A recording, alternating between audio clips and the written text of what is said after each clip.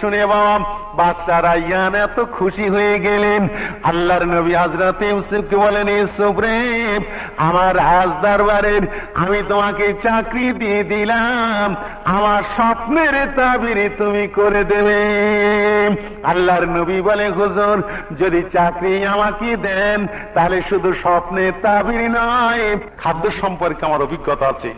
বাচ্চা রায়হান বলছে, ঠিক আছে, আমি একদিকে তোমাকে খাদ্যমন্ত্রী করলাম, অপরদিকে তোমাকে স্বপ্নের তাবির মন্ত্রী করলাম, দুটো পোস্ট তোমাকে দিলাম। আল্লাহর নবী বহাল তবিয়াতে রাজ্য শাসন করতে লাগলেন এবং এত ফসল দেশে হতে লাগলো। আল্লাহর নবী এলান করে দিলেন, হে মিশরের মানুষ, আমার দেশের খাদ্য যেন একটা বাইরে বিক্রি না হয়, আপনারা যদি মজুত করে রাখতে পারেন তাহলে রেখে দিন, আর না পারলে আমার রাজপ্রাসাদ থেকে কেনা হচ্ছে, রাজপ্রাসাদে বিক্রি করবেন, কারণ আগামী 7 বছর দেশে খরা আসছে, বড় কষ্ট দেখা দেবে। 7 বছরে বাবা খাদ্য শস্য কিনে দেশে বড় বড় গোডাউন তৈরি করে মজুত করলেন। পরের 7 বছরে এবার খরা শুরু হয়ে গেল। 1 বছর 2 বছর যেতে না যেতে দেশ বিদেশে বাবা হাহাকার শুরু হয়েছে। মানুষ শুধু ছুটতে লেগেছেন, গাছপালা লতা পাতা সব কামড়ে কামড়ে খেতে শুরু করেছে। জীব জন্তু জানোয়ার মরে, পানি বিনে সব পাহাড়ে সব মরে পড়ে আছে। চতুর্দিকে দুর্ভিক্ষ দেখা দিয়েছে, একদিকে পশু মরা গন্ধ, অপরদিকে খাদ্যের অভাব। আমার বাবাজি ভাইজান, আল্লাহর নবী হযরত ইউসুফ আলাইহিস সালাম এলান করে দিলেন, হে আমার মিশরের মানুষ, আপনারা কোনো চিন্তা করবেন না, আমার দেশে আল্লাহ তাবারক তাআলা এত খাদ্য শস্য মজুদ করে দিয়েছেন, পরপর যদি 14 বছর যদি খরা হয় আমার দেশে কোনো অভাব হবে না। একবার জয় বলুন সুবহানাল্লাহ, সুবহানাল্লাহ। আমার বাবাজি ভাইজান, আজ এই খাদ্য যখন শস্য মজুদ করেছেন, এদিকে সেই কেনান দেশে খাদ্য শস্যের অভাব দেখা দিয়েছে। আল্লাহর নবী ইয়াকুব আলাইহিস সালামের সেই 10 ছেলে বাবা মনে আছে তো? বলছে, আব্বা আমাদের দেশে তো খুব অভাব, আজ মিশরে একটা মন্ত্রী হয়েছে, নূতন মন্ত্রী, সে নাকি খুব ভালো এবং খুব দাতা, এবং আমাদের ভাইয়ের নামে নাম আব্বা, তিনি নাকি বিদেশে কিছু খাদ্য বিক্রি করছে, তা আপনি যদি বলেন তাহলে আমরা কিছু খাদ্য আনতে যাই। আল্লাহ নবী বলছে, তোমরা মিশরে যাবে? বলে, আব্বা আপনি বললে আমরা যাই, নইলে বাঁচবো কি করে। 10 ভাই বাবা, 10 খানা উটনি। আল্লাহর নবী কিছু টাকা পয়সা দিলেন, একখানা চিঠি লিখে দিলেন, বাবারা এই চিঠিটা মিশরের আজিজের কাছে দিয়ে দেবেন, আমার সালামখানা দিয়ে দেবেন, খাদ্য নিয়ে তাড়াতাড়ি ফিরে এসো বাবা, আমাদের সংসারে বড় অভাব দেখা দেবে। 10 ভাই 10টা উট নিয়ে টাকা পয়সা নিয়ে বাবা মিশরের জমিনে এসে দেখে বাবা হাজার হাজার মানুষ কাতারে কাতারে দাঁড়িয়ে আছেন। আল্লাহর নবী হযরত ইউসুফ আলাইহিস সালাম নিজে হাতে টোকন দিতে লেগেছেন, নিজে হাতে বাবা টোকন দিচ্ছেন। ওই 10 ভাই তারা কাতারে কাতারে মানুষ যেখানে দাঁড়িয়ে আছেন সেই লাইনে তারা দাঁড়িয়ে গেছেন।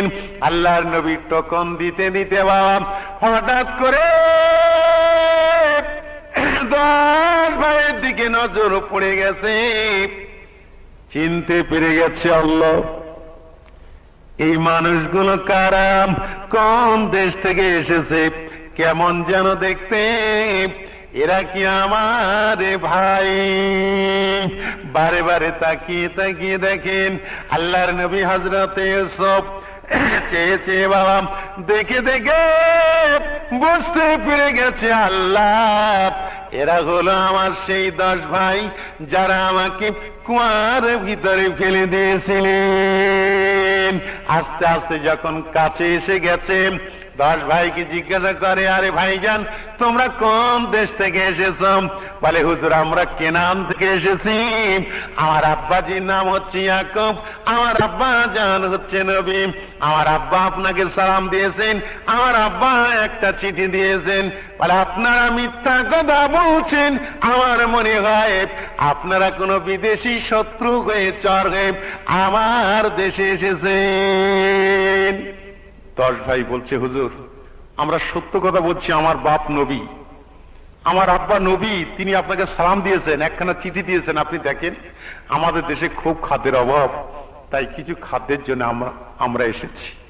বলে আপনারা মিথ্যে কথা বলছেন, আপনারা কোন চর হয়ে আমার দেশে এসেছেন, সবাইকে কিন্তু অ্যারেস্ট করব। আল্লাহ নবী কিন্তু চিনতে পেরেছে। 10 ভাই বলছে আমরা সত্য কথা বলছি, আমার বাপ নবী, আমরা কোনো চিটিংবাজি করি না। বলে ঠিক বলছো তো? কাছে এসে বলছে তোমরা মোট কয় ভাই? বলছে আমরা 11 ভাই। তো বলছে এসেছে কজন? বলছে আমরা 10 ভাই এসেছি। তার এক ভাই? বলছে আর এক ভাই আমার আব্বাজির কাছে আছে। বলছে তাকে নিয়ে এলে না কেন? আল্লাহ নবী ইতিহাসটা দেখছে, তাকে নিয়ে এলে না কেন? বলছে হুজুর বলবো কি, আমার আর একটা ভাই ছিল যার নাম ছিল ইউসুফ, ছোটবেলায় তাকে বাঘে খেয়ে নিয়েছে। সেই থেকে আমার আব্বা ওই ছোট ভাইটাকে কাছে রেখে দেন, তিনি কোথাও ছাড়েন না। বলে ও, একটা ভাইকে বাঘে খেয়ে নিয়েছে, কি করে খেলো ভাই? বলছে আমরা খেলতে গেছিলাম আর মাঠের থেকে বাঘ নিয়ে পালিয়ে গেছিল, সে ভাইটা থাকলে না আপনার এখানেও আসতো। একবার জোরে বলুন সুবহানাল্লাহ, সুবহানাল্লাহ। কার সঙ্গে কি কথা বলছে দেখ। আমার বাবাজি ভাইজান ওই সময় বলে হুজুর এই জন্য আমার ছোট ভাইটাকে আব্বা কাছে রেখেছেন, তিনি বাড়িতে আছেন। বলে সত্য বলছো তো? বলছে হুজুর আমরা সত্য কথা বলছি। এই দেখেন আমার আব্বা আপনার জন্য একটা চিঠি দিয়েছে। বলে চিঠিটা দেখি। চিঠিটা পড়ে দেখে বাপ, হযরত ইয়াকুব নবীর সই লেখা আছে। দুটো চোখ দিয়ে টপ টপ করে পানি পড়ে। আল্লাহ পাক আমার আব্বা জানের চিঠি আজ আমার দরবারে দিয়ে দিলেন। চিঠিখানা তাড়াতাড়ি পকেটে রেখে 10 ভাইয়ের দিকে তাকিয়ে বলো ভাই জানেরা, আপনারা নবীর বেটা, নবীর ছেলে, আমার রাজ দরবারে একটু দাঁড়িয়ে যান, আমি কিছু মাল দিয়ে দেব। আমার রাজ দরবারে খাওয়া দাওয়া করে তোমরা মাল নিয়ে চলে যাবে। তবে আজকে কম কম মাল দেব, আগামী দিনে বাড়িতে তোমার যে ভাইটা রয়ে গেছে ওই ভাইটাকে নিয়ে আসবে, 1 উট পরিমাণ মাল দেব, কারণ আমি বুঝে নেব তোমরা সত্য কথা বলেছ। বলে হুজুর ঠিক আছে, আগামী দিনে আমরা ছোট ভাইটাকে নিয়ে আসব, 1/2 উট পরিমাণ করে মাল দিয়ে বাবা রাজপ্রাসাদে খানা খাইয়ে দিয়ে তারা যে টাকা পয়সা দিয়েছিল বাবা, ওই টাকা পয়সাগুলো একটা পোটলা করে একটা উটের গমের বস্তার ভিতরে লুকিয়ে পাঠিয়ে দিলেন। আর আব্বা জানের টাকা আমি ছেলে হয়ে নিতে পারি না। আর একবার জোরে বলুন সুবহানাল্লাহ। মালগুলো নিয়ে বাবা 10 ভাই তারা বাড়ি ফিরে যাচ্ছেন। প্রতিমা যায় গিয়ে বলে ভাইজান সত্যিকারের একজন আজিজ, সত্যিকারের একটা খাদ্যমন্ত্রী, এইরকম মন্ত্রী যদি আমার দেশে হতো তাহলে আমাদের দেশে কোনদিন অভাব হতো না। একজন ভাই বলে ভাইজান বলবো কি যেন আমাদের একটু ইউসুফের মতো নকশায় পড়ে। সঙ্গে সঙ্গে আর এক ভাই বলে এখনো কি জীবনে ইউসুফের কথা ভুললি না? খবরদার যেন বাপের কাছে ইউসুফের মতো। ইউসুফের কথা তোর মনে হলে কেন রে? এই সে আজ কোন বছরে হয়ে গেছে, এখন তোর তুই ভুলিসনি? বলছি না ভোলা না, সেরকম দেখতে লাগে। বলে আরে সে কি বেঁচে আছে, কোথায় মরে শেষ হয়ে গেছে, ও আবার ইউসুফের মতো হয়েছে বলে একটু দেখতে লাগে। বল যাই হোক, ওসব কথা আব্বাজানের সঙ্গে বলবি না। তবে সত্যিকারের লোকটা ভালো, এরম লোক আমার দেশেও যদি হতো, আমার দেশে উন্নতি হতো। আব্বাকে সব বলবো আর আগামী দিনে ছোট ভাইটাকে আনবো। বাড়িতে যে বাবা আব্বাজানের কাছে সালাম দিয়ে দিলে আল্লাহর নবী বলেন আব্বা সত্য কথা বলবো কি, মিশরের জমিনে যা মন্ত্রী আমার আল্লাহ বানিয়ে দিয়েছেন এমন মন্ত্রী জীবনে কোন দেশে হবে না। আব্বাজান আমাদের 1/2 উট পরিমাণ খাবার দিয়েছেন আর আমাদের রাজদরবারে খাইয়ে দিয়েছেন, আপনার জন্য সালাম দিয়েছেন আর আপনাকে বলেছেন একটু দোয়া করতে। আর আমাদের রাজদরবারে খাইয়ে দিয়েছেন, আপনার জন্য সালাম দিয়েছেন, আর আপনাকে বলেছেন একটু দোয়া করতে। আল্লাহর নবী বলে, সত্যিকারের ভালো ছেলে, আল্লাহওয়ালা ছেলে। আমি দোয়া করি, আল্লাহ মিশরের খাদ্যমন্ত্রীকে হায়াতে দারাজ করুন। বাবা মালগুলো নামাতে নামাতে গমের বস্তার ভিতরে যে টাকা দিয়েছিল সমস্ত টাকা ফেরত দিয়েছেন। একজন ছেলে দৌড়ে নিয়ে বলে, আব্বা সত্যিকারের ভালো মন্ত্রী, দেখেন আপনি যা টাকা দিয়েছেন আব্বা গম, আমাদের গমের ভিতরে টাকাটা ফেরত দিয়েছেন। আব্বা যান, এবার বনিয়ামিনকে নিয়ে যেতে হবে, নইলে আমাদের কথা বিশ্বাস করবে না, আমাদের আর খাদ্য দেবেন না। আজ বনিয়ামিনকে যদি নিয়ে যায় আব্বা, তিনি প্রতিশ্রুতি দিয়েছেন 1 কোটি পরিমাণ করে মাল দেবে, মালে তিনি আমাদের কোনো কিন্তু করবে না। আব্বা বলেন, বাবারা মাল দিক আর না দিক আমার বনিয়ামিনকে আর দেব না, মাল যদি না হয় আমার কচিকে আর দিচ্ছি না, কারণ আমার একটা ছেলেকে বাগে খাইয়ে দিলি, আর বনিয়ামিনটাকে দিলে আমার দরবারে আর কেউ থাকবে না। তোমরা 10 ভাই যাও বাবা, যা দেয় তাই নিয়ে এসো, বনিয়ামিনকে নিয়ে যেতে হবে না, ও ছেলে মানুষ কোথায় কি হয়ে যাবে। বলছে, আব্বা আমরা যে কথা দিয়ে এসেছি, ওকে না নিয়ে গেলে একটি গম আর দেবে না, আমরা কথা দিয়ে এসেছি আব্বা। আর সত্যি বলছি আব্বা, সত্যিকারে ভালো লোক, আপনি দেখেন নইলে টাকা ফেরত দেয়। 15 দিন পরে বাবা বনিয়ামিনকে নিয়ে আবার মিশরের দরবারে গেলেন। আল্লাহর নবী বুঝতে পেরে গেছেন, এসে গেছেন। 11 জন মানুষ আসছে, ওর ভিতরে আমার মায়ের পিঠের ভাইটা আছে। তাকিয়ে তাকিয়ে দেখছেন, বনিয়ামিনের মুখটা দেখেন। 11 ভাই এসে বাবা সালাম নিলেন। আল্লাহর নবী বলে, তোমার ভাইটা কই বনিয়ামিন?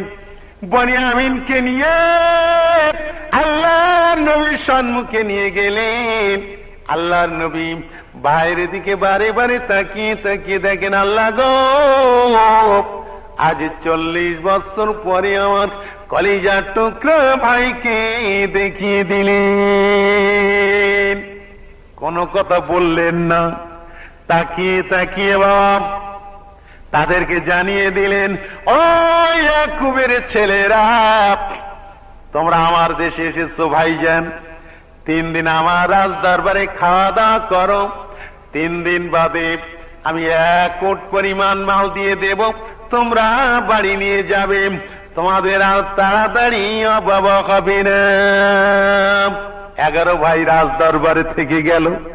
3 দিন বাদে বলে, ভাইজানেরা আজ তারা বাড়ি চলে যাবেন। ওই সময় মিশরের আজিজ আল্লাহর নবী ইউসুফ আলাইহিস সালাম বলেন, ও কিনানের আল্লাহর নবীর ছেলেরা, আজকে তোমরা বাড়ি চলে যাবে, আজকে তোমরা আমার খাস বাড়িতে খাওয়া দাওয়া করবে, আমি তোমাদের দাওয়াত দিলাম। একটু জোরে বলেন না সুবহানাল্লাহ। যতই হোক ভাই তো, আজ আমি তোমাদের দাওয়াত দিলাম, আমার বাড়িতে খাওয়া দাওয়া করে তোমরা চলে যাবে। আল্লাহর নবীর ছেলেরা বড় খুশি হয়ে গেলেন। এত বড় নসিব, এত বড় দরজার কি হতে পারে। মিশরের আজিজ আজ আমাদের কত আদর, কত যত্ন করেছেন। আল্লাহর নবীর বাড়িতে বাবা খাস বাড়িতে খেতে গেলেন। আল্লাহর নবী নিজে হাতে তাবা খেদমত করেন। 11 ভাই তাকে নিয়ে বাবা বিছানার উপরে 10 তরখানা পেতে দিয়ে 11 ভাইকে বসিয়ে দিলেন। আল্লাহর নবী নিজে হাতে খেদমত করছেন।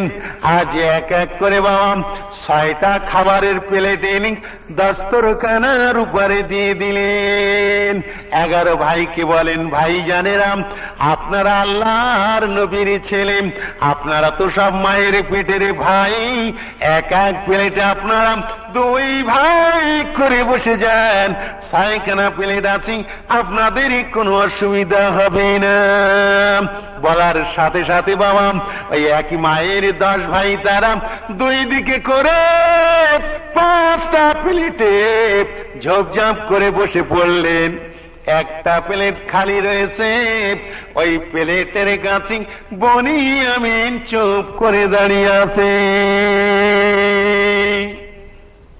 আল্লাহর নবী হযরত ইউসুফ আলাইহিস সালাম বলেন, ভাইজানেরা আপনারা খেতে শুরু করুন।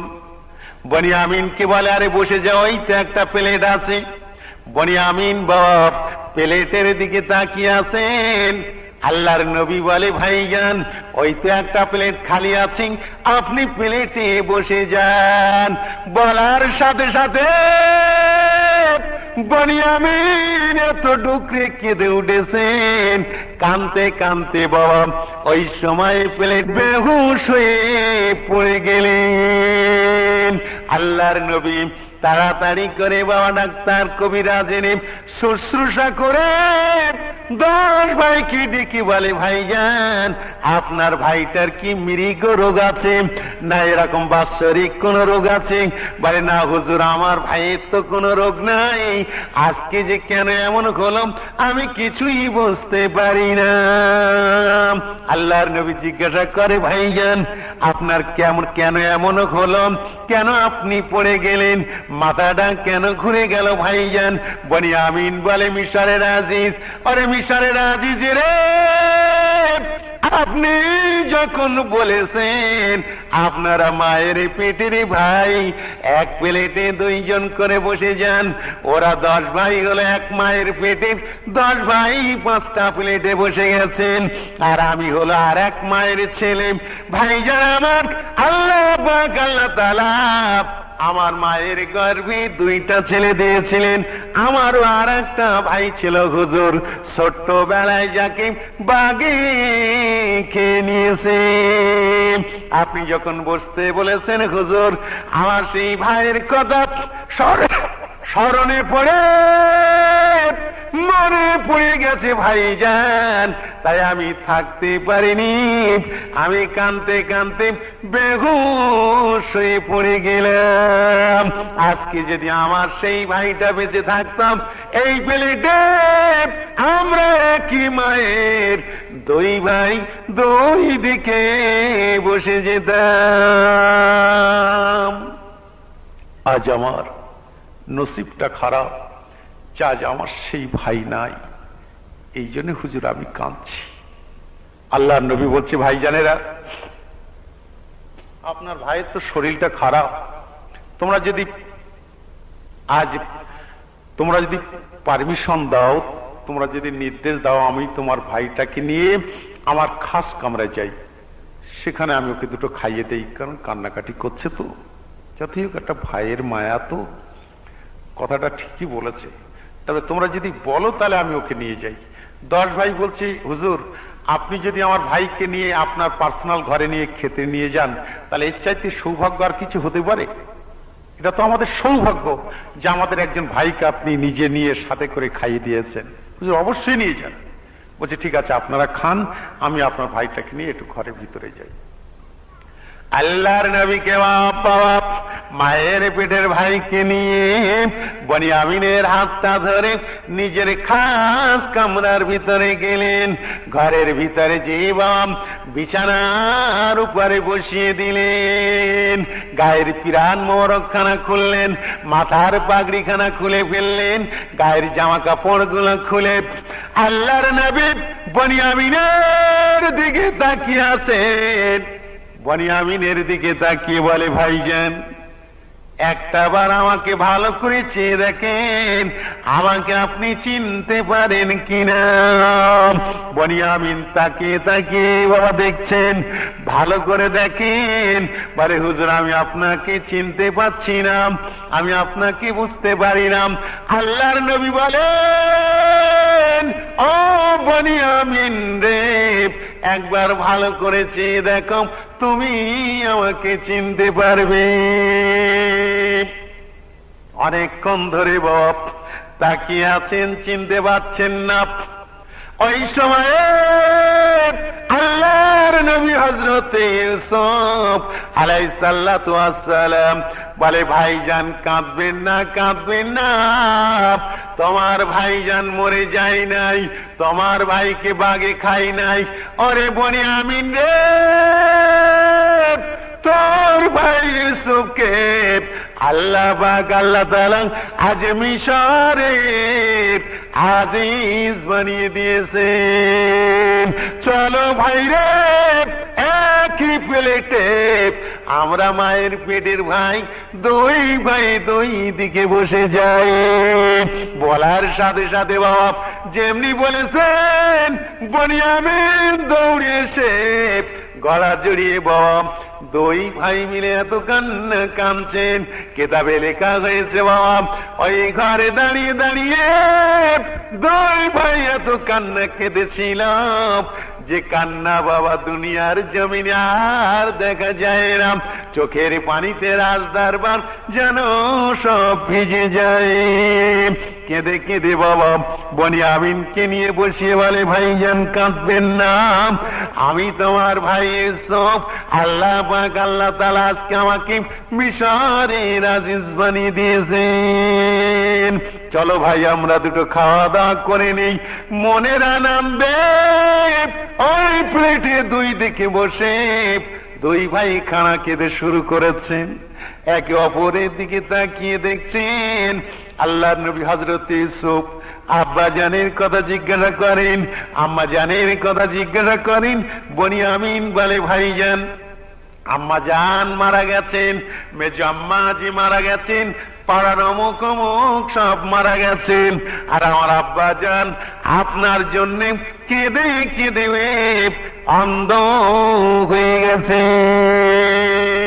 যেমনি বলেছে বাবা আল্লাহর নবী ডুকরে কেঁদে ফেলেছেন। চিঠিখানা পড়তে লেগেছেন। আল্লাহ হায় রাব্বি, আল্লাহ আমার বাপ আমার জন্য কেঁদে কেঁদে অন্ধ হয়ে গেছে। আল্লাহ আজ আমি রাজদরবারের খানা খাচ্ছি, আমার আব্বা জান না খেয়ে রয়ে গেছে।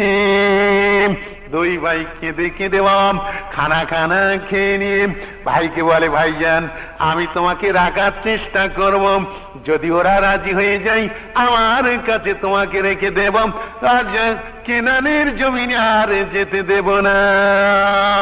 আর যদি রাজি না হয় পরে ব্যবস্থা করে নেব।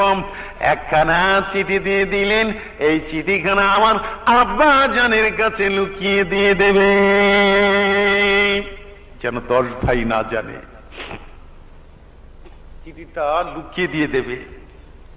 হযরতে বনিয়ামিন বলছে, ভাইজান আব্বা তো পড়তে পারবে না, সে দুই চোখ একেবারে অন্ধ। সঙ্গে সঙ্গে আল্লাহর নবী গায়ের পিরান মোবারকখানা খুলেছে। যদি আব্বা পড়তে না পারে এই জামাখানা নিয়ে আব্বা জানের চোখে 3 বার মালিশ করে গায়ে পরিয়ে দেবে, আল্লাহ পাকের কুদরতি ইচ্ছায় অন্ধ চোখ দুটো ভালো হয়ে যাবে। একবার জোরে বলেন সুবহানাল্লাহ, সুবহানাল্লাহ। আমার আল্লাহ পাক ভালো করে দেবে। চিঠি নিয়ে 10 ভাইকে 1 উট পরিমাণ মাল দিয়ে জিজ্ঞাসা করছে, ভাইজান আপনার ছোট ভাইটার তো শরীর খারাপ, একে আমাদের কাছে রেখে যান, আমার কাছে থাক, রাজদরবারে থাক, আপনার 10 ভাই বাড়ি চলে যান। বলছে, হুজুর ওইটা মাফ করবেন, প্রয়োজন হলে আমাদের 1 ভাইকে রাখেন, কিন্তু ওকে রাখা যাবে না, ওকে রাখা যাবে না, কারণ আমার আব্বাজান অবিশ্বাস করবে, কারণ আমার একটা ভাইকে ছোটবেলায় বাঘে খেয়েছে, আমাদের 1 ভাইকে রাখুন। বলে, আরে তোমাদের তো শরীর খারাপ করেনি, শরীর তো ওর খারাপ করেছে, তোমাদের একে আমি কি করব? বলছে, হুজুর ওইটা মাফ করবেন, ওকে আমরা রাখতে পারবো না। যাই হোক 1 উট পরিমাণ মাল দিয়ে দিলেন, আর বললেন আপনার আব্বাকে আমার সালাম দেবেন, আর এই চিঠিটা আপনার আব্বার কাছে দেবেন। সব ঠিকঠাক করে দিয়ে আজ রাজ দরবারের একটা কাঁসার গেলাস ছোট ভাইয়ের ওই কমের বস্তার ভিতরে লুকিয়ে দিয়ে দিলেন, কেউ জানে না। আমার বাবাজি ভাইজান মাল নিয়ে ওরা বড় আনন্দ করতে করতে চলে যাচ্ছে, আর সবাই বলছে সত্যি একটা মিশরের আজিজ, কি ভালো লোক, আর আমাদের কি খেদমত করেছে। এদিকে ছোট ভাই কিন্তু কিচ্ছু বলছে না। মাসবাতে চলে গেছে বাপ, আল্লাহর নবী হযরত ইউসুফ আলাইহিস সালাতু ওয়াস সালাম রাজদরবারের কর্মচারী নিয়ে উঠে করে বাবা দৌড়ে দৌড়ে আজ ওই 10 ভাইকে ধরেছেন। আপনারা একটুখানি দাঁড়িয়ে যান, রাজদরবারের একটা সোনার গ্লাস চুরি হয়ে গেছে, সোনার পাত্রটা পাওয়া যাচ্ছে না। সঙ্গে সঙ্গে 10 ভাই বলে, হুজুর আমাদের বেয়াদবি মাফ করে দেবেন, আমরা হলাম আজ নবীর ছেলে, নবীর বেটা, আমরা এইরকম কাজ জীবনে কোনদিন করি না। হুজুর আমরা নবীর ছেলে, আমরা কোনদিন এরকম কাজ করি না। বলে দেখো তোমরা কেউ নাওনি তো, ভালো করে দেখো না। বলছে হুজুর আমরা নবীর বেটা, আমরা কারো চুরি করি না, হারাম মাল আমরা কোনদিন খাই না। আল্লাহ পাক আমার আব্বাকে নবী করেছেন, আর আমরা হচ্ছি নবীর ছেলে, এরকম কাজ আমরা করি না। আল্লাহ নবী বলছি বাবা যদি কেউ নিয়ে থাকুক, বলে হুজুর আপনি যদি প্রমাণ করে দেখাতে পারেন, সারা জীবন আমার সেই ভাইটাকে আপনাকে গোলামি করে যাব। গমের বস্তা চেক হচ্ছে, চেক হতে হতে 10 ভাইয়ের বস্তা খালি, সত্যি পাওয়া গেল না। বলে হুজুর আমরা তো বলেছি আমরা নবীর ছেলে, আমরা এরকম কাজ করি না। ছোট ভাইয়ের বস্তা চেক হচ্ছে, চেক হতে হতে সত্যিকারে একটা বস্তার ভিতর থেকে সেই সোনার গ্লাস ফিরিয়ে গেছে। বলে কি গো ভাইরান, ও নবীর ছেলেরা, এতক্ষণ ধরে বড় বড়াই করছিলে আমরা এরকম কাজ করি না, নবীর বেটা, তো এ কি কাজ হলো? এই তো তোমরা সোনার গ্লাস চুরি করেছো তো। বলে হুজুর আমাদের বেয়াদবি মাফ করবেন, আমরা 10 ভাই হচ্ছি এক মায়ের পেটের, আর ও হচ্ছে আর এক মায়ের, ওর মায়ের বংশটাই হচ্ছে এরকম, নইলে একটা ভাইকে জ্যান্ত বাঘে খায়। আবার একটা দেখো গ্লাস চুরি করে বসে আছে। আমরা 10 ভাই, আমাদের মধ্যে কারো কাছে গ্লাস পেয়েছো? যেই মাকে টেনেছেন আল্লাহ নবী আর সহ্য করতে পারলেন না। বলে ভাইজান তা তোমার মায়ের বংশটা তো শুনছি খুবই ভালো, সত্যি তোমরা এরকম কাজ করো না, তা একটা জ্যান্ত ভাইকে কি করে কুয়ায় ফেলে দিলে? একটু জোরে বলেন না সুবহানাল্লাহ, আর একটু জোরে বলেন না সুবহানাল্লাহ। নারায়ে তাকবীর, নারায়ে তাকবীর। তোমার মায়ের বংশটা তো খুবই ভালো, একটা জ্যান্ত ভাইকে কি করে কুয়ায় ফেলে দিলে? যেই বলেছে বাবা 10 ভাই যেন একেবারে আসমান থেকে পড়েছে। এই ইউসুফ কি মেরেছি মিশরের আজিজ জানলো কি করে? সবাই সবার মুখের দিকে তাকাচ্ছে, তাকিয়ে তাকিয়ে দেখছে কি ব্যাপারে, মিশরের আজিজ জানলো কি করে? হুজুরের কাছে গেছে, হুজুর আপনি কি করে জানলেন? আমরা একটা ভাইকে কুয়ায় ফেলে দিয়েছি। আল্লাহর নবী বলে ভাই জানেরাম ভুলে যাবেন না, যাবেন না, তোমার ভাই ইউসুফকে জ্যান্ত কুয়ায় ফেলে দিয়ে আমার আব্বা জানের দরবারে জানিয়ে দিয়েছ আপনার ছেলেকে বাঘে খেয়েছে। ওরে আমার ভাই জানেরাম, তোমার ভাই জান ইউসুফকে বাঘে খাই নাই, আল্লাহ পাক আল্লাহ তাআলা তোমার ভাই ইউসুফকে আজ মিশরের আজিজ বানিয়ে দিয়েছেন। একটু জোরে বলেন না সুবহানাল্লাহ। আমি হচ্ছি তোমাদের সেই ভাই আজ হযরতে ইউসুফ, আমি মরিনি গো। যেই বলেছে 10 ভাই যে পা জড়িয়ে ধরে মাপ চাচ্ছেন, ভাইজান আপনি আমাদের মাফ করে দিন, ক্ষমা করে দিন, সত্যি আজ আপনাকে আমরা কুয়ার ভিতরে ফেলে দিয়েছিলাম, আজকে আমাদের জীবনটা ধন্য হয়ে যাবে। আমার ভাইকে আল্লাহ পাক মিশরের আজিজ বানিয়ে দিয়েছেন। আমরা এক্ষুনি আব্বা জানকে বলবো ভাইজান আপনি আমাদেরই মাফ করে দিন। আল্লাহর নবী বলে ভাইজানেরা তোমাদের মাপ আমি অনেক আগে করে দিয়েছি, নইলে তোমাদের খাদ্য দিতাম না। মাপ আমি অনেক আগে করে দিয়েছি ভাই, আমি কি রেখে দিয়েছি? আমি যদি মাপ না করতাম আমি তোমাদের খাদ্য দিতাম না গো ভাই। তবে এটাও আমার সৌভাগ্য, তোমরা যে আজ আমাকে কুয়ায় ফেলেছিলে, আজ যার ওসিলা করে আল্লাহ পাক আজ আমাকে মিশরের মন্ত্রী বানিয়ে দিয়েছে, এটাও সৌভাগ্য। সব যখন হয়ে গেল ভাইজান, তা আপনি একটাবার বাড়ি চলেন। বলছে আমি বাড়ি যাচ্ছি না, আব্বার কাছে এই চিঠিটা দিয়ে দেবেন, বনিয়ামিনকে আমার কাছে রেখে যাও, আব্বাকে আমার সালাম দেবে, আর আব্বাকে নিয়ে বাড়ির আল আওলাদ মা যা যেখানে আছে সব নিয়ে মিশরে চলে এসো।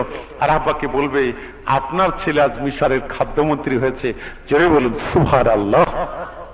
10 ভাই বাবা আনন্দ করে করেন, দৌড়ে দৌড়ে বাড়ি যায়। বলে আব্বা জানকে আগে জানাবো, আমার আব্বা জান সব কথা ভুলে যাবে। আমার ভাইয়ের কথা শুনলে আমার আব্বা জানের অন্ধ চোখ ভালো হয়ে যাবে। পিরান মোবারক খানা খুলে দিলেন বাবা। দৌড়ে দৌড়ে বাড়ি গিয়ে আব্বা জানকে বলে, আব্বা ও আমাদের আব্বা জান, আপনি কাঁদবেন না, কাঁদবেন না।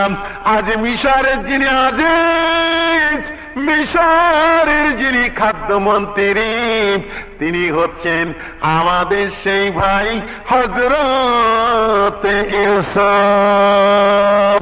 যেই বলেছে বাবা, আল্লাহর নবী ইয়াকুব আলাইহিস সালাতু ওয়াস সালাম এত কান্না কাঁদছেন।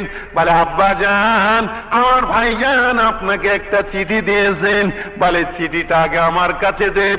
চিঠিটা নিয়ে বাবা আল্লাহর নবী বুকে জড়িয়ে ধরে এত কান্না কাঁদছেন। আল্লাহ, আমি চিঠি থেকে বুঝতে পারছি এটা আমার বেটার হাতের লেখা। আল্লাহ তাআলা আপনি কেন আমাকে অন্ধ করে দিলেন? আমার বেটার চিঠি পড়তে পারি না। যেমনি কেঁদেছেন। আজ 10 ভাই বলে আব্বা যেন আপনি কাঁদবেন না, আমার ভাই যেন আপনার জন্য একটা পিরান পাঠিয়ে দিয়েছেন। এই পিরানখানা 3 বার চোখে ঘষে আপনার গায়ে পরিয়ে দিলে আল্লাহ পাক, আল্লাহ তাআলা আপনার অন্ধ চোখটা ভালো করে দেবেন। বলার সাথে সাথে বাবা পিরান মোবারক খানাম আব্বা জানের চোখে 3 বার মালিশ করে ওই পিরানটা যখন গায়ে পরিয়ে দিলেন, আল্লাহ পাক, আল্লাহ তাআলা তানার কুদরতি রহমতে এই অন্ধ চোখ দুটোকে ভালো করে দিলেন। একটু জোরে বলুন না সুবহানাল্লাহ, সুবহানাল্লাহ। আমার ভাইজান সেই চিঠিটা পড়ে আজ হাউ হাউ করে কাঁদছে। হে আমার নিষ্ঠুর ছেলে, আমি জানি আমার বেটাকে দুনিয়ার কেউ নষ্ট করতে পারে না, ক্ষতি করতে পারে না, কোনদিন বাগে খেতে পারে না। আমার ছেলেরা, আমি তোদের বারবার বলেছি, আমার ছেলেকে কোনদিন বাগে খেতে পারে না, এটা অসম্ভব। কিন্তু তোরা আমাকে মিথ্যে কথা বললি বাবা। কিন্তু আমার বেটা এত নিষ্ঠুর, আজ 40টা বছর পার হয়ে গেল, সে মিশরের আজিজ হলো, তাই একটা চিঠি আমার জন্য সে লিখতে পারলো না। এই বলছে আর হাও হাও করে কাঁদছে। আমার ভাইজান যে পিরান মোবারকখানা পরে দিয়েছিল, কোন পিরান জানেন? যে পিরান পরিধান করে আল্লাহর নবী হযরত ইব্রাহিম খলিলুল্লাহ নমরুদের আগুনে পড়ে গিয়েছিল, সেই পিরান আল্লাহ তাবারক তাআলা আল্লাহ নবী ইউসুফের কাছে পৌঁছে দিয়েছিল। জোরে বলেন সুবহানাল্লাহ। আর সেই পিরান হযরত ইউসুফ নবী নিজের আব্বা জানের গায়ে পরিয়ে দিলেন। অন্ধ চোখ আল্লাহ পাক ভালো করে দিলেন। চিঠি পড়ে বলছে, আব্বা আমার ভাইজান সব বাড়ির ফ্যামিলি নিয়ে যেতে বলেছে, আমাদের জন্য ঘর বাড়ি সব তৈরি হয়ে গেছে, আব্বা শিগগিরই চলেন। আব্বা বলেন, বাবা আর মোটেই দেরি করবো না, সব জিনিসপত্র তাড়াতাড়ি গুছিয়ে নে। সব গুছিয়ে নিয়ে গোটা ফ্যামিলি আজ মিশরের দিকে রওনা দিয়েছেন। এদিকে মিশরের হাজার হাজার মানুষ বর্ডারে যে সব কাতারে কাতারে দাঁড়িয়ে আছে। আল্লাহর নবী ইয়াকুব আলাইহিস সালাতু ওয়াস সালাম আসছেন, আমাদের একটু দেখা হবে এবং আমাদের মিশরের আজিজের আব্বা জান, এটা আমাদের সৌভাগ্য। মিশরের বাবা বর্ডারে গিয়েছেন, হাজার হাজার মানুষ স্বাগত জানিয়ে আল্লাহর নবীকে বাবার সাথে করে নিয়ে মিশরের জমিনে ঢুকলেন। আল্লাহর নবী বলে, বাবা আজ রাজপ্রাসাদে আমি একটু পরে যাব বাবা, এখানে কোথায় মসজিদ আছে বলো বাবা। মসজিদে যে আল্লাহর নবী 2 রাকাত শুকরিয়া নামাজ আদায় করলেন। গোটা ফ্যামিলি নিয়ে বাবা রাজ দরবারের দিকে যাচ্ছেন। বাদশারা ইখান বাবা আজিজেরা রাজপ্রাসাদে কাতারে কাতারে দাঁড়িয়ে আছেন। আল্লাহর নবী হযরত ইউসুফ এক কোণে যে চুপ করে দাঁড়িয়ে আছেন। যেমনি বাবা রাজ দরবারে গিয়েছেন, মিশরের বাদশা রাইহান দৌড়ে এসে বাবা হাত ধরে মোলাকাত করে যখন চেয়ারের কাছে নিয়ে যাচ্ছেন, ওই সময় আল্লাহর নবী হযরতে ইউসুফ দৌড়ে এসে বাবা আব্বা জানের গলাখানা জড়িয়ে ধরে, পা দুটো জড়িয়ে ধরে হাউ হাউ করে কাঁদতে লেগেছেন। আল্লাহর নবী বলেন, নিষ্ঠুর বেটা, ওরে বেটা ইউসুফ রে, আজ আল্লাহ পাক আল্লাহ তাআলা তোকে মিশরের আজিজ বানিয়ে দিয়েছেন। 40টা বছর কেটে গেল বাবা, কেঁদে কেঁদে আমার চোখ দুটো অন্ধ হয়ে গেছে। ওরে নিষ্ঠুর ছেলে, জীবনে কি তুই একটা চিঠি আমার কাছে লিখতে পারলি না? আমি ধারে আপনাকে দিয়ে দেবো, পয়সা কড়ি হলে পরে আপনি দিনাটা শোধ করবেন। আমার ঘোড়াটা 40 দিরহাম দাম। 40 দিরহাম। কত দিরহাম? 40 দিরহাম। হযরত আলী যোদ্ধা মানুষ, হ্যাঁ, চিন্তা করছে ঘোড়াটা যদি কিনি, আর কিনে এক্ষুনি থেকে হাত ধরে লাগামটা নিয়ে যে ধরে মদিনার বাজারে যদি নিয়ে যায়, এক কথায় 100 দিরহামে বিক্রি হবে। যদি বলুন সুবহানাল্লাহ। বেশি কথা বলা লাগবে না, বেশি কথা বলা লাগবে না। যারা ঘোড় সাওয়ার হয়, যারা ঘোড়া চেনে, ঘোড়া দেখলি তারা বুঝতে পারবে আমার এই ঘোড়াটা এত সুন্দর চাবুক ঘোড়া, নামি দামি ঘোড়া, পছন্দসাই ঘোড়া। এই ঘোড়া যদি বিক্রি মদিনার বাজারে নিয়ে যায়, বেশিক্ষণ দাঁড়াতে হবে না, বলতেও হবে না, এক কথাতে 100 দিরহামে বিক্রি হয়ে যাবে।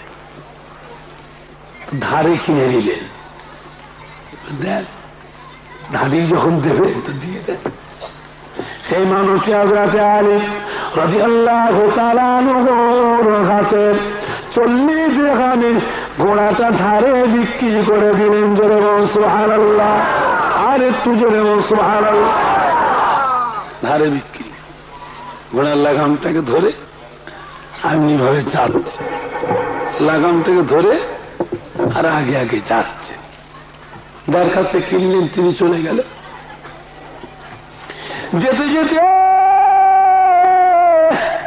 রাস্তার উপরে আর একজন মানুষ অতিবা সুন্দরী নুরানি চেহারা দেয়, আর হযরত আলীর সামনে কে জানে বাবা, ও আল্লাহ নবী জামাতা, ও হযরতে শেরে খোদা হযরত আলী রাদিয়াল্লাহু তাআলা আনহু, আপনি কোথায় যান? বলে মদিনায় যাচ্ছি, বাড়িতে যাচ্ছি। থামেন থামেন, আপনার ঘোড়াটা বিক্রি করবেন আমার কাছে? বিক্রি করবে? আমি ঘোড়াটা কিনবো বলে এসেছি। জোরে বলুন সুবহানাল্লাহ। ঘোড়াটা কিনবো আমি, বেচবেন আমাকে? বলে কত দাম? বলে আমার কাছে 100 দিরহাম আছে। জোরে বলুন সুবহানাল্লাহ। আমার কাছে 100 দিরহাম আছে। আমি নিয়ত করে দিই বাবা, এই ঘোড়াটা কিনবো বলেন, আল্লাহর আমাকে বিক্রি করুন। ও আল্লাহ নবী জামাতা, ও হযরত আলী রাদিয়াল্লাহু তাআলা আনহু, আল্লাহর রাস্তায় আমাকে বিক্রি করুন, 100 দিরহাম দাম আপনাকে নগদে দিয়ে যাব। হযরত আলী আদালতে কিছু করলেন না, 100 দিরহাম টাকা গুনে এনে ঘোড়ার লাগামটা তার হাতে দিলেন।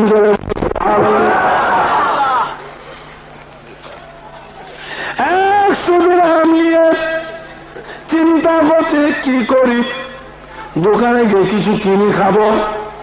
খোদায় যারা যন্ত্রণা, অস্থির হয়ে যাচ্ছে বাবা, কিছু কিনে খাবো। আবার মনে মনে করে না না খাবো না, খাবো না। আগে যাব, কোথায় যাব? বাড়িতে যাব না, আমি যাব আল্লাহর নবী দিনুল বাদশাহ জনাবে মুহাম্মদুর রাসূলুল্লাহ সাল্লাল্লাহু আলাইহি সাল্লামের দরবারে যাব। হুজুরকে এই ঘটনার কথা শোনাবো। হুজুর যা বলবেন, যা সিদ্ধান্ত দেবেন, আমি আলী তাই করব।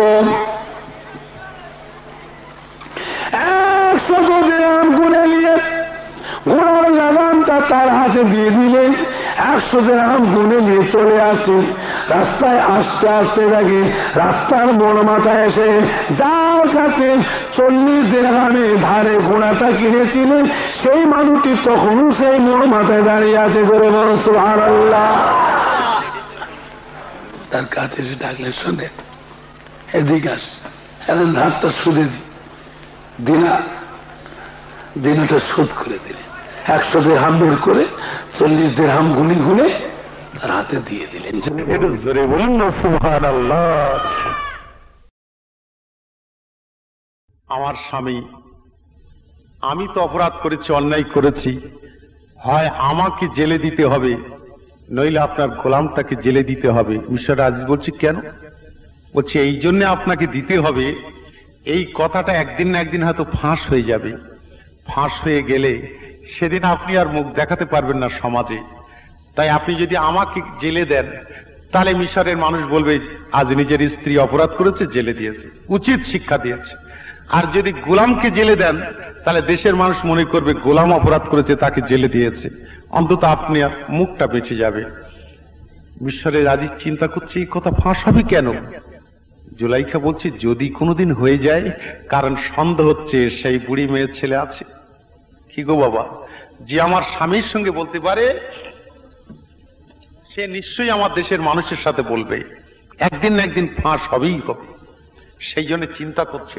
মিশরের আজিজ বলছে জুলাইখা সেটা পরে দেখা যাবে।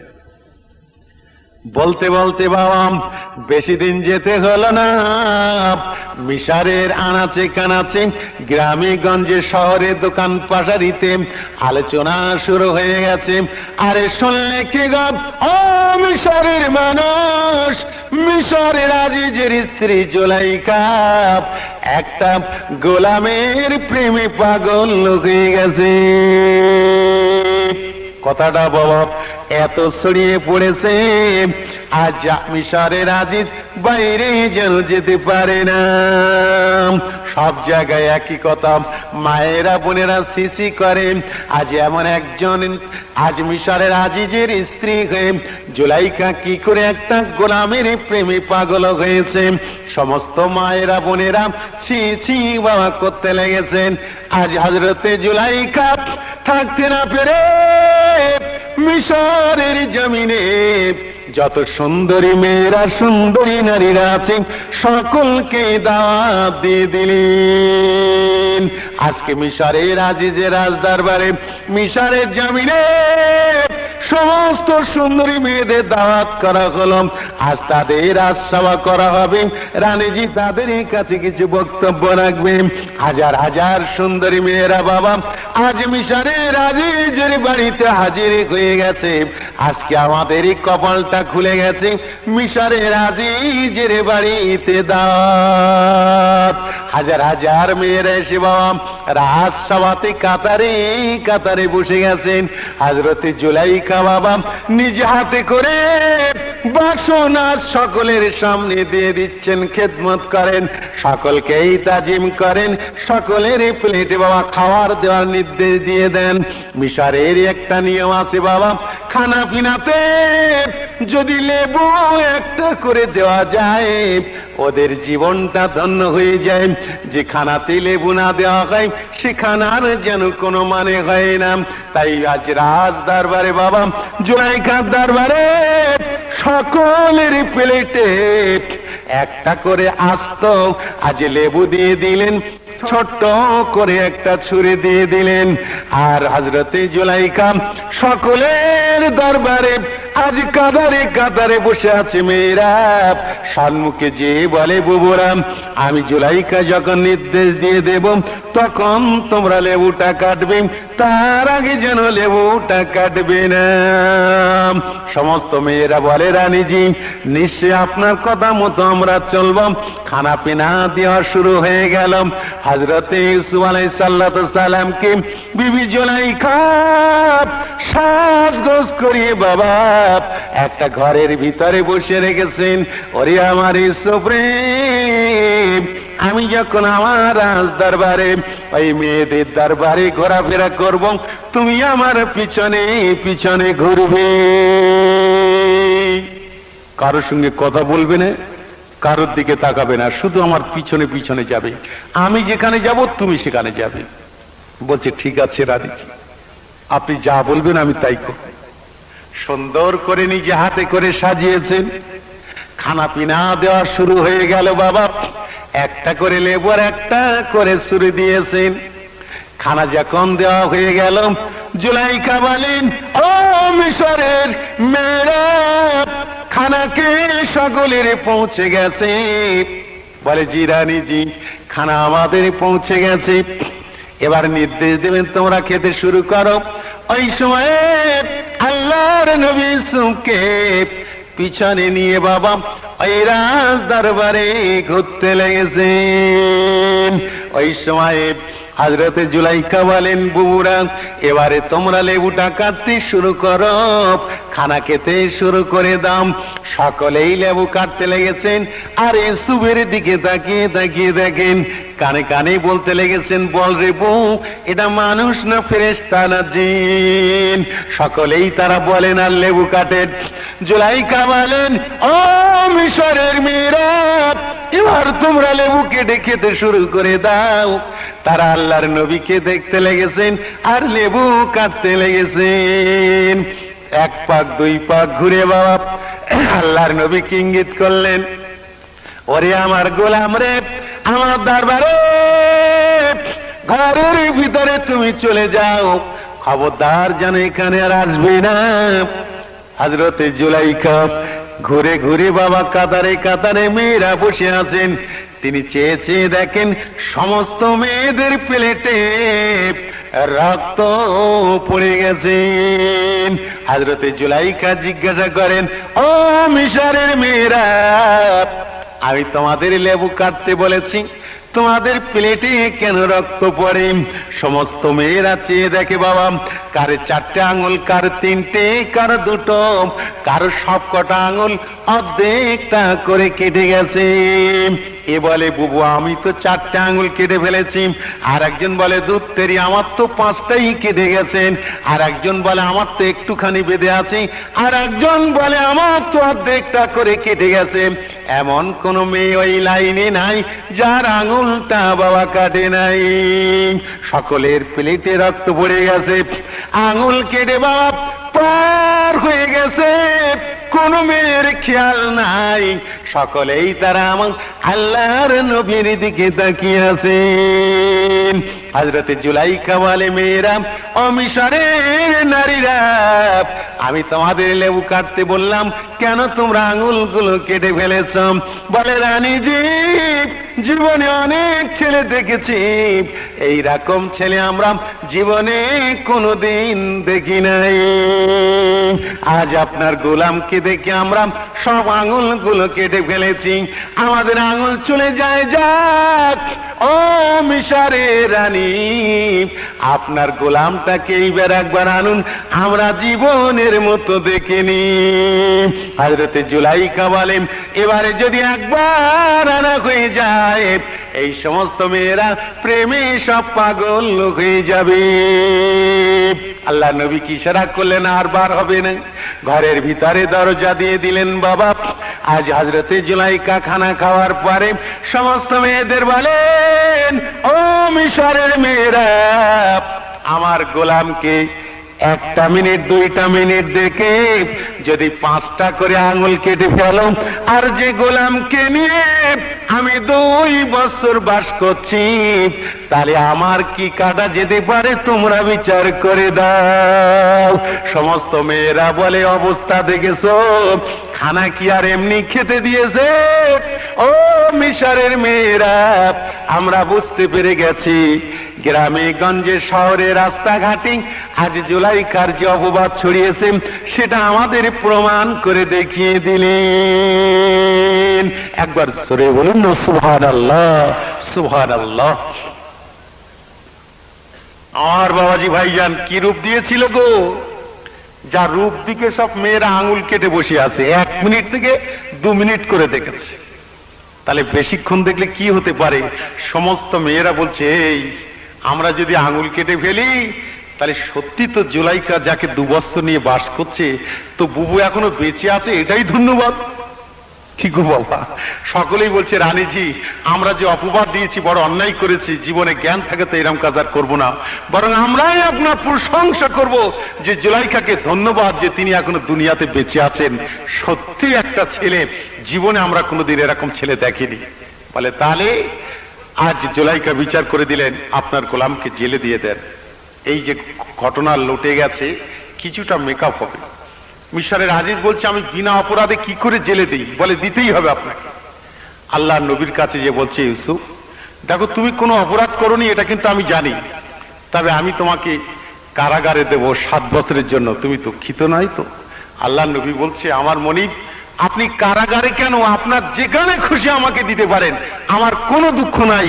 কারণ আল্লাহ নবী মনে মনে বলেছে এরকম বাড়ি বাস করা থেকে জেলে বাস করা অনেক ভালো।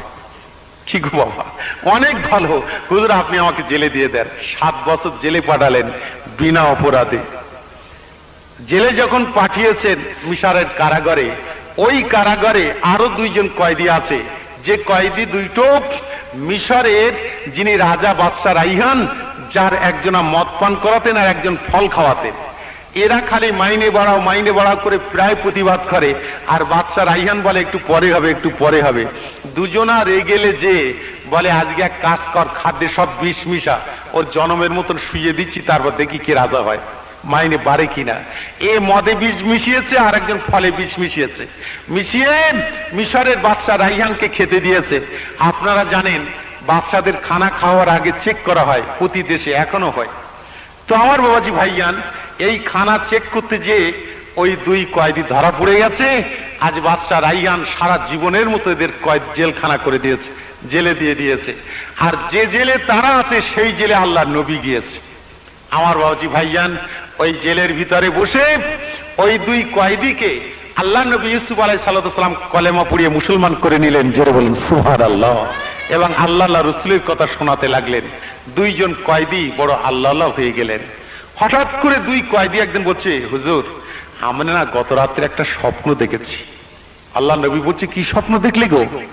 তো যিনি মদ পান করায় তিনি বলছে আমি স্বপ্ন দেখেছি হুজুর যে আমি যেন খানজায় করে কয়েকটা রুটি নিয়ে বাদশাকে খাওয়াতে যাচ্ছি, আর কয়েকটা কাক এসে আমার মাথায় ঠুকরে ঠুকরে খাচ্ছে, সেই রুটিগুলো সব খেয়ে নিচ্ছে।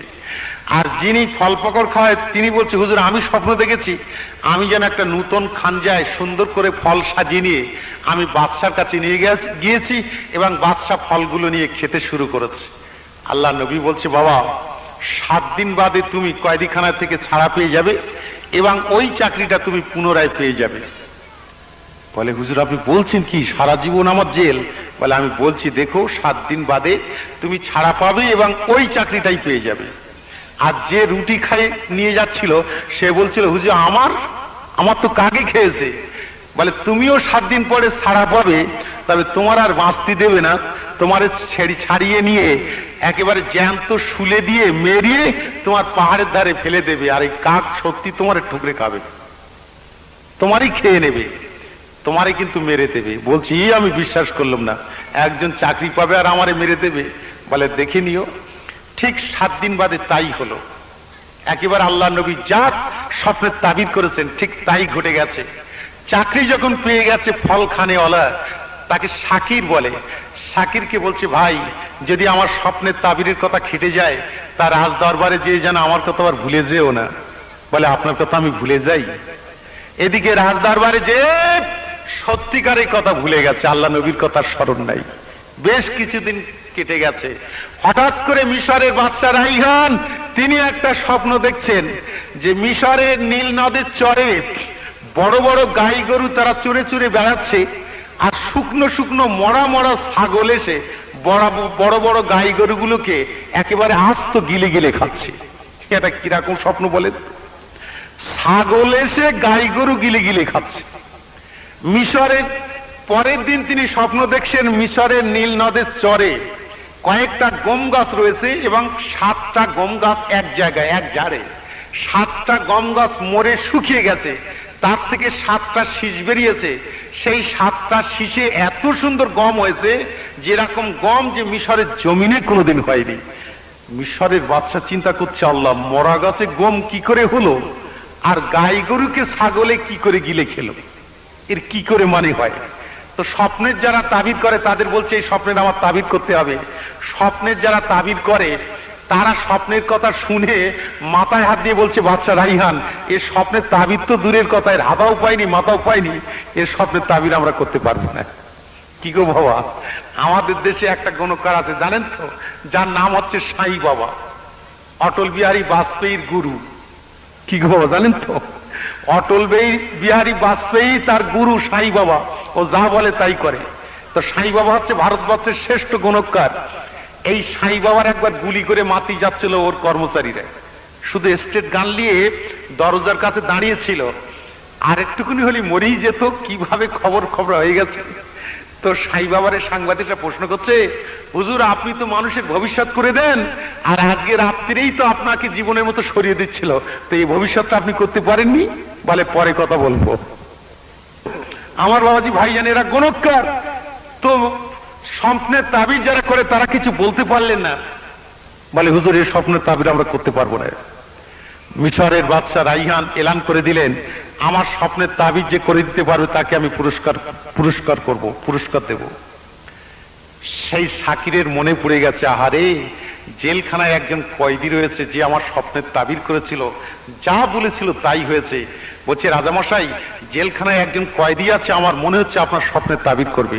বলে আরে তাকে এক্ষুনি নিয়ে এসো, শিগগিরই যাও। দৌড়ে দৌড়ে ঘোড়ার পিঠে চড়ে আল্লাহ নবীর কাছে যেয়ে বলছে, ইউসুফ হুজুর আমাকে ভুল বুঝবেন না, আমি আপনার কথা সত্যি ভুলে গেছিলাম। তার মানে গদিতে গেলে সত্যি ভুলে যাবে। ভোট নেওয়ার সময় বলে তোর গম দেবো, ডিআইডি লোন দেবো, ঘর তো করেই দেবো, আর দুধ যদি লাগে রোজ 1 পাই করে নিবি, টাকা আমি দেবো। যেই ভোট হয়ে গেছে বাবু গদিতে উঠে গেছে আর বলতেছে, চাচা কাল থেকে দুধ নেবো। বলে তোর মাথা খারাপ, ভোট হয়ে গেছে না? কি গো এরম দেখেছেন? আমাদের গ্রামে আছে, তবে সব জায়গায় না, অনেক মেম্বার ভালো আছে গো আমার বাবাজি ভাইজান। তো ওপরে উঠে গেলে নিচের কথা ভুলে যায়। বলে তা তো ভুলে যাবে, তুমি চাকরি পেয়ে গেছো, আমার কথা আর মনে থাকে? বলে ভাই আমার বেয়াদবি মাফ করবেন, সত্যি আমি ভুলে গেছিলাম, তবে আজকে রাজা আপনাকে ছেড়ে দিয়েছে, এক্ষুনি আসুন, আমার বাচ্চা দুটো স্বপ্ন দেখেছে, তার তাবিজ করতে হবে। বলে কেন, কি 1.5 টাকা মারছি নাকি যে আমার যেতে বলেছে বলে চলে যেতে হবে? অত সহজ নয়। যে অপরাধী করে আমাকে কয়েদিখানায় দেওয়া হয়েছে, সেই অপরাধী যতক্ষণ আমি আজ আপনার নির্দোষ বলে প্রমাণিত না হবে ততক্ষণ আমি কয়েদি থেকে যাচ্ছি না। আপনার বাচ্চা